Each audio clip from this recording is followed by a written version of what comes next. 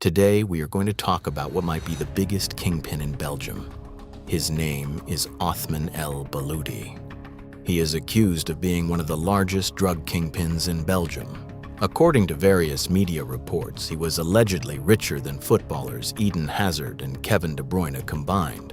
But Othman obviously did not build his fortune playing football, nor did he ever have a football career. He allegedly became wealthy through very different activities, if you know what I mean. Within criminal circles, he had long been known as one of the major players in international drug trafficking. That reputation was reinforced when a threatening video surfaced in which a representative of a Mexican drug cartel clearly told him to repay his debts. At the time this story first unfolded, he was still walking free, but that would eventually change.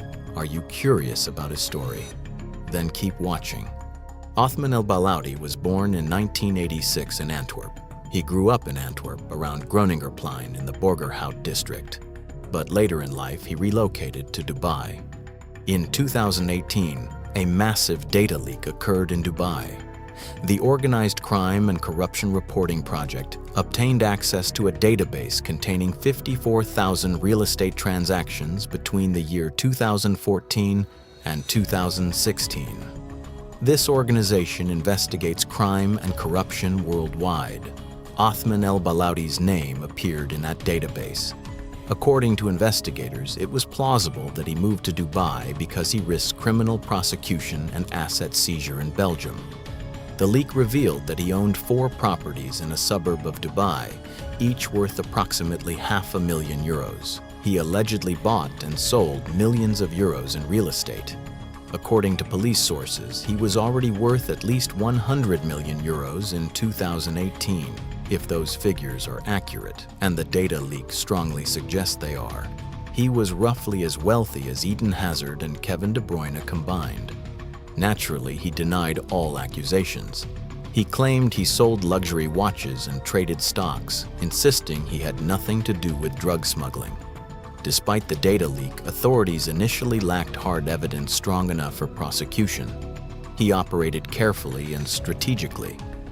It is said that Othman began in the drug trade at a young age. As a teenager, he allegedly worked as a so-called extractor in the port of Antwerp, someone who removes drug shipments from containers. At the time, such jobs earned him only a few thousand euros per job. Extractors are often considered expendable in the cocaine chain, the lowest level taking the biggest risks for the smallest reward. But Othman was different. He was a smart man. Instead of being paid in cash, he chose to be paid in product, cocaine. This was a strategic move. By doing so, he obtained the product at South American import prices, typically between €2,000 and €5,000 per kilo, while the European street value was significantly higher. Over the years, he built his own network. Eventually, he hired his own extractors, paying them in cash while distancing himself from direct risk. Within a few years, this strategy reportedly made him extremely wealthy. His sudden rise did not go unnoticed, not by those around him and not by law enforcement. In 2015, he relocated to Dubai. Dubai has long been known as a haven for international criminals, partly due to historically limited enforcement against financial crimes and money laundering. For major underworld figures, it became a safe haven. From there, Othman allegedly managed operations remotely and laundered money through real estate investments. Let's go back to May 22, 2014, the day Gwinnett Martha was murdered. Martha, known as the Man Without a Shadow, was a notorious Dutch criminal linked to numerous assassinations in Amsterdam's underworld. He was considered one of the key figures in the so-called Mokro War. He was found in the street with 80 bullet holes in his body. In his pants, police discovered a USB stick, and that USB stick led to multiple arrests in Antwerp related to cocaine imports. One suspect, a dock worker, was found with €1 million in cash at home. The USB stick eventually led authorities to Abdelkader Bouker, alias the Jew, a major Antwerp underworld figure.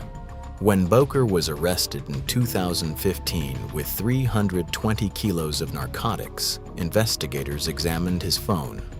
And that is when Othman El Ballouti and his cousin Yunus came into focus. The Antwerp prosecutor's office launched a money laundering investigation. There was suspicious wealth, unexplained financial flows, questionable phone contacts, but insufficient direct evidence of drug trafficking. Othman could not be arrested at that time. On November 15, 2016, Othman's brother Yunus was kidnapped after leaving a gym. He was forced into a vehicle by 4 men. That same evening, Othman contacted the police, claiming he was in direct contact with the kidnappers. They demanded millions in ransom. Othman stated that the mastermind was Hussein Ait S., reportedly an enemy of Gwinnett Martha. Yunus was held in Brussels and later moved to France, where he managed to escape after more than a month in captivity. Rumors circulated that the kidnapping was related to a missing drug shipment. There were also claims that ransom was paid, but Othman denied this in an interview. In April of 2021, 11,000 kilos of cocaine were intercepted in the port of Antwerp. The shipment, originating from Paraguay, had been imported using a cloned company. This is a legitimate company name used fraudulently to move containers. The police cracked the encrypted messaging service SKY ECC, exposing large parts of the European cocaine trade. 5 suspects were arrested in Antwerp, allegedly working under Othman's direction. For years, rumors persisted that he led a drug empire from Dubai, but hard proof was lacking. That changed. On March 23, 2023, prosecutors requested 9 years in prison for Othman for large-scale cocaine imports and money laundering. His brothers Nordin and Youssef faced 8 years each. Their alleged roles were exposed through encrypted messages. In July 2023, the United States announced sanctions and asset freezes against Othman and his brothers.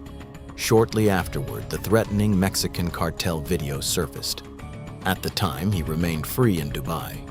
But in December 2024, Othman El Ballouti was arrested in Dubai following international pressure and cooperation between authorities. In mid-2025, he was extradited to Belgium, where he is currently being held in custody. He now awaits the final outcome of his sentencing in one of the largest cocaine trafficking cases in Belgian history. After years of operating from the shadows, the alleged Kingpin is no longer untouchable. The question is no longer whether he would ever be arrested. The real question now is, how deep did his empire truly go? What do you think? Let me know in the comments below. Not everyone walks through every door in the crime mansion, but if you are still here, you might belong. Subscribe and don't miss what's behind the next one.